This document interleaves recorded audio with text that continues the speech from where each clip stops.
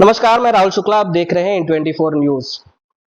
महाराष्ट्र के पूर्व मुंबई कमिश्नर और डीजीपी संजय पांडे इस वक्त हमारे साथ में है। आने वाले विधानसभा चुनाव है और उस चुनाव में उन्होंने वर्सोवा विधानसभा से चुनाव लड़ने की घोषणा संजय पांडे ने की है। इस वक्त संजय पांडे जी खुद इस वक्त हमारे साथ में है। इन 24 में सर आपका स्वागत है। सर, आपने राजनीति में कदम रखा है। आपने कई साल तक आईपीएस के तौर पर 1986 के बैच के भी रहे हैं और कई सालों तक आपने सेवा दी है पुलिस कमिश्नर रहते हुए और अन्य सेवाओं के जरिए। कैसे आपने सोचा कि हाँ, मुझे अब राजनीति में भी जाना है? मैंने ये राजनीति में जाने का स्वप्न मेरा आज का नहीं है। मैं 2004 से राजनीति के बारे में, जब मैं नौकरी में नहीं था उस वक्त भी मैंने प्रयत्न किया था। अब ये बात अलग है कि मुझे कोई यश नहीं मिला और मुझको किसी पार्टी का टिकट उस वक्त भी नहीं मिला और शायद अभी भी नहीं है। तो राजनीति में जाना किसी भी सरकारी कर्मचारी के लिए एक साहजिक बात है। आप जो अगर कहीं पर एक कर्मचारी के तहत काम करते हैं, जैसे हम लोग सरकारी कर्मचारी माने जाते हैं, तो कोई भी कर्मचारी की आकांक्षा होती है कि मैं सरकार क्यों ना बनूं, क्यों ना प्रशासन में जा सकूं, शासन में क्यों ना जा सकूं। तो यही इच्छा मेरी भी है। बहुत से लोगों को संधि नहीं उपलब्ध होती है। मुझे लगता है कि आज जनता के समर्थन से मुझे थोड़ी ये संधि है, तो इसलिए मैं राजनीति में प्रवेश करना चाहता हूँ, यहाँ से लड़ना चाहता हूँ। पहली बार आप राजनीति में नहीं, इसके पहले भी आपको एक बार बसपा से टिकट मिल चुका था। उस दौरान टिकट मिलने के बावजूद भी आपने नहीं किए थे, क्या वजह? हर समय यही देखा गया कि भाई जो भी जीतना पहली बार जो अगर आप एंट्री करते हैं तो जीतना जहां मुमकिन हो ऐसी जगह आपको लड़ना चाहिए, और वो उस वक्त वो संभव नहीं था। कितना भी हो, सपा का यहाँ पर बहुत ज्यादा विस्तार नहीं है, तो इसलिए मैंने उनका उस वक्त लड़ने से इनकार किया। लेकिन अभी थोड़ा माहौल डिफरेंट है और थोड़ा समय भी बहुत अलग है। कई यहाँ पर सरकार जो है पिछले दो बार सरकार यहाँ रही है। जो भी कैंडिडेट हैं वो दो बार चुन के भी आए हैं, उन्होंने अच्छे भी काम किए होंगे, लेकिन मैं उनके सामने एक दूसरा पर्याय लेके जाना चाहता हूँ। मुझे ऐसा लगता है कि यहाँ के लोगों ने ही मेरे से कहा कि आप यहीं से खड़े होइए, तो ये काफ़ी पॉजिटिव बात थी। और आने वाला समय ही बताएगा कि मैंने जो आकलन किया है उसमें मैं सही उतरता हूँ कि नहीं। महाराष्ट्र में जिस तरीके से राजनीति रही है, पिछले दिनों हमने लोकसभा का चुनाव देखा और वहाँ पे किस तरीके की परिस्थितियां रहीं और अब जो हालात बन रहे हैं उसके अनुसार क्या लगता है कि जिस तरीके से विकास का दौर की बातें हो या जो राजनीतिक पार्टियां वो उस तरीके से नहीं करती हैं, जातिवाद आता है, आरक्षण की बात करते हैं, लेकिन क्या इन सब में डेवलपमेंट जो होना चाहिए वो हो रही है कि नहीं? क्या इन्हीं सब विषयों को लेकर आप राजनीति में आ रहे हैं? तो मेरे ख्याल से आज जो डेमोक्रेसी है, जो जिसके अंदर हम सब लोग हैं, उसका क्या मुख्य संरचना क्या थी कि जनता अपने रिप्रेजेंटेटिव्स को चुन के देगी, और हमारा कॉन्स्टिट्यूशन कहता है कि आप जनता के लिए, उनके लिए, by the people for the people, उन्हीं के लिए काम करेंगे, ऑफ द पीपल। तो हुआ क्या है धीरे धीरे कि जनता के साथ जो इलेक्टेड लोग हैं उनका काफी एक गैप बढ़ता जा रहा है, और 5 साल के बाद ही आपको विधायक दिखते हैं और आपसे रिक्वेस्ट करते हैं। लेकिन इस बीच में जो जिसके लिए आपको चुन के दिया गया, चुना क्यों? मैं तो चाहता हूँ कि भाई मेरे घर का, जैसे आप मेरे ही घर की बात कर लीजिए, मैं तो ये चाहता हूँ कि मेरे घर के बाहर जो गाड़ियां चल रही हैं इनमें हॉर्न न बजे, इससे हम आपसे बात करते समय उसमें विघ्न न पैदा हो, रात में आराम से, छोटी सी बात है। तो लेकिन इसके बारे में क्या चर्चा हुई? नहीं, मुझे तो नहीं लगता, क्योंकि मुझे तो ये सिचुएशन वैसी की वैसे दिखती है। आज मैं गाड़ी लेके बाहर जाऊं तो मेरी गाड़ी जो है किसी गटर में न जाए या किसी पॉटहोल में न जाए जिससे मुझे मैकेनिक क्या जाना पड़े, ये मेरी आकांक्षा है और ये रिक्वेस्ट है कि यही जनता की मांग है। इसके आगे बढ़ते हैं, जो हमारे आजू बाजू का एरिया है वो साफ स्वच्छ रहे, ये तो हर एक आदमी का मानना है। आज मैं यहाँ से 1 किलोमीटर दूर पर जो हमारे ही परिक्षेत्र में जो नाले बहते हैं, उन नालों के ऊपर कुछ भी किसी भी तरीके से कोई चेंज नहीं आया पिछले 10 साल, पिछले 15 साल। मैं सिर्फ 10 साल के ही सरकार को दोषी नहीं ठहरा रहा हूँ। तो ये सब चीजें जैसे स्वच्छता है, जिसे कहते हैं सैनिटेशन है, उसकी तरह से रहने का किस तरीके से आप यहाँ पर डेवलपमेंट अलाउ कर रहे हैं।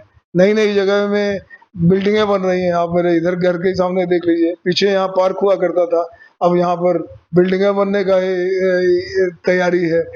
तो कितना, और जो जो जो जो गांव में रह रहे हैं, झोपड़पट्टी के लोग हैं, उनके लिए क्या उनको कोई बिल्डर शोषित कर रहे हैं? तो उन बिल्डर को शोषित कर रहे हैं, तो ऐसे लोगों में विधायक क्या कर रहे हैं, किस तरीके से इंटरफियर कर रहे हैं? और समस्याएं हैं, पानी, हमारे को पानी नहीं मिल रहा है, नल के कनेक्शन के लिए उनको जो जहान की जिल्लतें उठानी पड़ रही हैं। इन सब के लिए सिर्फ 5 साल के बाद आप आएंगे, ऐसा मेरा नजरिया नहीं है। रोज जनता के साथ, जनता के लिए, उनके साथ मिलके हम काम करने का मेरी आकांक्षा है। पुलिस में भी ऐसा ही किया, मेरे दरवाजे हमेशा खुले थे, लोग कभी भी आ सकते थे, कभी मिल सकते थे, कुछ भी कर सकते थे। आज यही एक नई संज्ञा, नया प्रयोग मैं इस असेंबली में भी करना चाहूँगा, और लोगों से यही आह्वान है कि उन्होंने ऐसे एक नए विचार को उन्होंने जो अगर सपोर्ट किया, तो उनको पूरे 5 साल तक इंतजार करने की जरूरत नहीं होगी। संजय जी, आपने अच्छे सोच, अच्छे विचार के साथ डेवलपमेंट की बात कर रहे हैं, लेकिन कई ऐसी राजनीतिक पार्टियां हैं जो लगातार कई तरीके के आरोप भी लगा रही हैं, चाहे वो देवेंद्र फडणवीस में हो। ऐसा कहा जाता है उद्धव ठाकरे के साथ में जब उनकी सरकार थी तो आपका उनके साथ कहीं ना कहीं झुकाव था, उनके साथ राजनीतिक सपोर्ट थी। कई आरोप लगाए जा रहे हैं, चाहे वो बीजेपी की पार्टी हो, चाहे उद्धव ठाकरे की तरफ से कई तरीके के जो दबाव है, उस राजनीति को किस तरीके से देखते हैं? तो क्या कहीं ना कहीं आपकी जो छवि है वो धूमिल की जा रही है? अब छवि किसकी धूमिल हो रही है, ये तो जनता ही बताएगी। लेकिन मैं ये चाहता हूँ और सबको यही बताना चाहूंगा कि भाई, आपका कल भी मैंने कहा, कहीं पे निशाना और कहीं पे निगाहें और कहीं पे निशाना। आपको जिससे लड़ना उससे डायरेक्ट लड़ो ना भाई। आप ये बीच में जो सरकारी कर्मचारी है, जिनके वो उस वक्त वो शासन में अध्यक्ष थे, आपको जब उनसे झगड़ा है तो आप उनसे उससे दो दो हाथ करिए।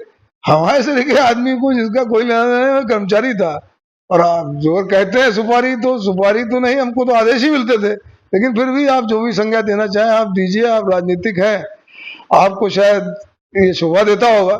लेकिन मैं आज जो प्रवेश कर रहा हूँ राजनीति में, मैं इस मंशा से नहीं प्रवेश कर रहा हूँ कि किसी के बारे में इस तरीके से आपसी पर्सनल एलिगेशन लगाऊंगा। मैं तो यहाँ के जो हमारे विधायक हैं, मैं उनका भी स्वागत करता हूँ। उनके 40-45 हजार लोग उनके साथ हैं, उन्होंने अच्छा काम किया होगा। लेकिन हाँ, हम उनके खिलाफ नहीं है। हम अपनी एक विचारधारा, अपना एक काम करने का तरीका लोगों के सामने लेके आ रहे हैं। जो चुना जाएगा वो चुनेगा। लेकिन ये कहना कि उसने ये किया, उसने इधर सुपारी उधर पान, ये सब ये महाराष्ट्र में कभी जिंदगी में नहीं हुआ। महाराष्ट्र में मैं सब 86 से हूँ। मैंने बहुत से पॉलिटिशियंस देखे, बहुत से आए और बहुत से गए। लेकिन इस लेवल पर उतर के आना, और उसमें सरकारी कर्मचारी, अरे भाई, आपको अपना मुद्दा, आपका राजनीतिक है, आप अपना राजनीतिक मुद्दा छुड़ाइए, उसमें शासकीय कर्मचारी क्यों लेके आते हैं? लेकिन कई बार ऐसा होता है कि जब सरकारी हो चाहे कर्मचारी हो, कई वकील भी रहे हैं, जैसे उज्ज्वल निकम की बात करें, जब वो लोकसभा चुनाव थे उन पर भी कई तरीके के आरोप लगे, उन्होंने भी अच्छे सेवाएं दी, अच्छे काम किए। राजनीति में जब उतरते हैं तो कई उनकी पुरानी चीजों को भी खगाली जाती है। तो इस तरीके से आप कैसे तैयारी करते हैं? नहीं, आप खगालना चाहे खगालिए। मेरे ख्याल से जनता भी देख रही है, और उसका समर्थन जनता मेरे को ज्यादा मिलेगा कि आप जो अगर इस तरह की चीजें खगालेंगे जिसके कि शासकीय कर्मचारी का कोई लेना देना नहीं। प्रशासन में जो रहता है उसको सुपारी देने की जरूरत ही नहीं है। वो तो एक सादे से कांस्टेबल को भी ऑर्डर दे सकता है, और वो चीजें उसी समय इफेक्ट भी हो सकती हैं। किसी को अरेस्ट करना बहुत बड़ी बात नहीं है। आपने देखा है मतलब आप बड़े बड़े लोगों को अरेस्ट किया गया है, तो वहां पर कोई आयुक्त को कहा गया था अरेस्ट करने के लिए, ऐसा तो नहीं है। आपने जब मुंबई कमिश्नर के दौरान आपने कई जो लोग थे, आम जनता थे, उनके लिए भी आपने दरवाजे खोल दिए थे, लगातार आपसे लोग मिलने के लिए आते थे। कई लोगों की सेवाएं आपने लगातार करने की कोशिश की, आम जनता से कनेक्टिविटी बनाने की कोशिश की है। अब चुनाव है, लोगों को क्या उम्मीदें बताते हैं कि किन विषयों को लेकर आप उनके पास जाएंगे वोट के लिए, और किस तरीके से ये राजनीतिक शुरुआत आप करेंगे? देखिए, सबसे बड़ा मुद्दा तो मेरा पारदर्शिता का है। आपने एक बार विधायक चुन लिया, उसके बाद वो विधायक से मिलना और विधायक से काम कराना, मेरे ख्याल से थोड़ा बहुत अड़चन अड़चन की बात आती है, और विधायक शायद मिलते भी नहीं है। ऐसा मैं इस विधानसभा क्षेत्र की बात नहीं कर रहा हूँ, मैं जनरल बात कर रहा हूँ, यहाँ शायद मिलते भी होंगे। तो मैं तो ये कहूंगा कि भाई, जो जनता को हमसे परस्पर संबंध, परस्पर संवाद हम बनाए रखेंगे। लोग जब भी चाहें वो हमको मिल सकेंगे। लोगों की समस्याएं, जो अगर नया प्रोजेक्ट भी आएगा तो लोगों से मिल के वो प्रोजेक्ट बनाए जाएंगे। ऐसा नहीं होगा कि हमको लगा कि नहीं यहाँ पर इस तरह की योजना लानी चाहिए। अभी भी कई योजनाओं को आप देख रहे हैं, उसमें जनता के साथ कोई संवाद हो गया, वो योजना बनाई गई होगी, शायद वो भी, लेकिन मुझे तो ऐसा नहीं लगता। कि बहुत से कंस्ट्रक्शन यहाँ चल रहे हैं, इससे हमको भी अड़चन है, नागरिकों को अड़चन है। क्या उनसे पूछा गया था कि आपके यहाँ ये बनाया जाए कि ना बनाया जाए? तो इस तरह का एक संवाद हम परस्पर और निरंतर स्थापित करके अपनी असेंबली में तो ये काम करने का मेरा इरादा है।